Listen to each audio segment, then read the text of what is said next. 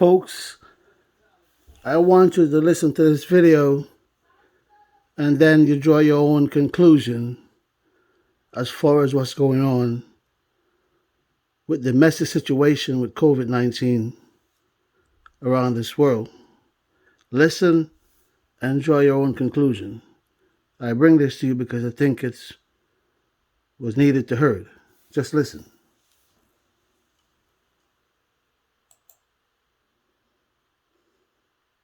Dr. Li Ming Yan also joins us on this broadcast. She's a Chinese virologist, and if our viewers recollect, she was one of the first ones to have actually blown the lid of how this could have been a lab-made virus. Dr. Yan, thank you so much for speaking with us here on CNN News 18. And I want to get you in as far as the new revelations that are being made by several epidemiologists, where the estimates are that 60% of China, or at least 10% of the world, is soon going to be infected with the virus, and we're going to see upwards of 1 million deaths. Do you think that is something that could actually happen, or it's a far-fetched estimate? Thank you. So first, I want to say, yes, now there are ongoing outbreaks happened in China, and it started from the so-called lifting of the zero COVID policy. And I also have noticed that there are already a lot of coordinated propaganda that because China has protected citizens for over 3 years, so it's the time they have to suffer the infection. And also China claims that they control this outbreak very well as before. But that is not true. The thing is, I'm also in contact with many people in China now, including doctors and patients. What we have seen is, first, a lot of things very unusual. The outbreak suddenly simulators come out together from multiple areas in China, especially in those cities which had a lot of white paper revolution. And it happened at the same time also majority of citizens get infected in a very quick speed. And also the symptoms are more severe than the Omicron symptoms on average. There are like high fever, pain, and also GI symptoms as well as pneumonia. The death toll is increasing like crazy. Also, we have seen other things very similar back to 2020, early 2020 in Wuhan.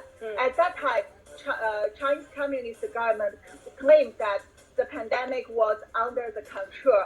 However, it's like that time, China said the same thing. And also, China controlled the treatment at that time because now people are not allowed to purchase the painkiller or anti-fever drugs. It's not only because of lack of drugs and lack of manpower. It's also because government is controlling the supply of the drugs. They want to see people suffer and even see people die.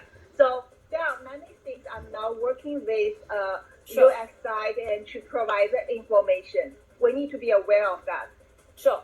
So, Dr. Yan, are you saying that perhaps the government prematurely lifted the restrictions, the zero COVID policy that was in place because of the backlash that they were facing, and they didn't really have a plan in place of when those restrictions would be lifted, what happens? And that is the price that the people of China are now facing. If you mean the compared to the zero COVID policy period, at that time, yes, China has done very strict policy like lockdown and send people to quarantine camping and also torture them. But it is not for the public health. It is clearly for the control. And as we already always emphasize in media and reviewed through the People's Liberation Army's meeting content, that China is moving the society from peaceful time to the war time.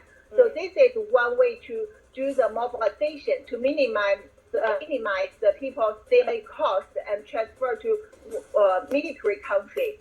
But now when they come to the zero COVID policy period, because the government never really care about public health, so that's why if China government try to contribute the reason of the current outbreak to the zero COVID and the policy change, that is not responsible. And we also need to doubt that that because China's military has developed the COVID-19 virus and released it all over the world, and they get the benefits from the pandemic.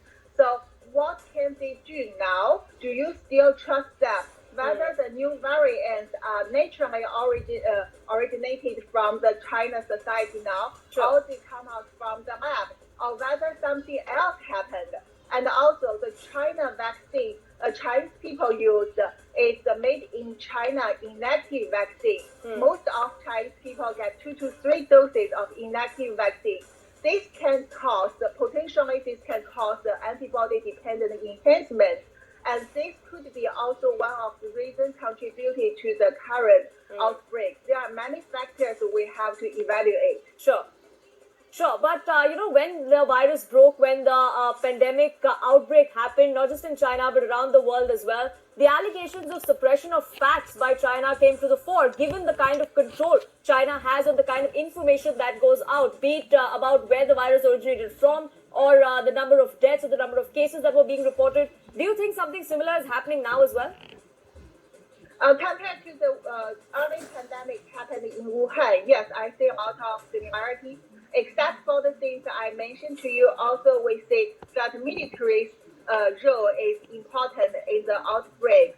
For example, in the People's Liberation Army, the Chinese military's top media, they have already published the article recently on behalf of CCP and Xi Jinping to talk about the military's role in this anti-COVID at this moment. So we need to think about when the civilian hospitals are overloaded, how could they guarantee the military can exert the function, except for some other plans if they have already. And also, we see people are suffering the infection, suffering the disaster, but we didn't see the report about the military outbreak. Instead, we see China Navy and the Russian Navy now are preparing for the drills in the East China Sea to show the military capacity to the world. So you really need to consider all the things together and get the right conclusion. Absolutely. There are multiple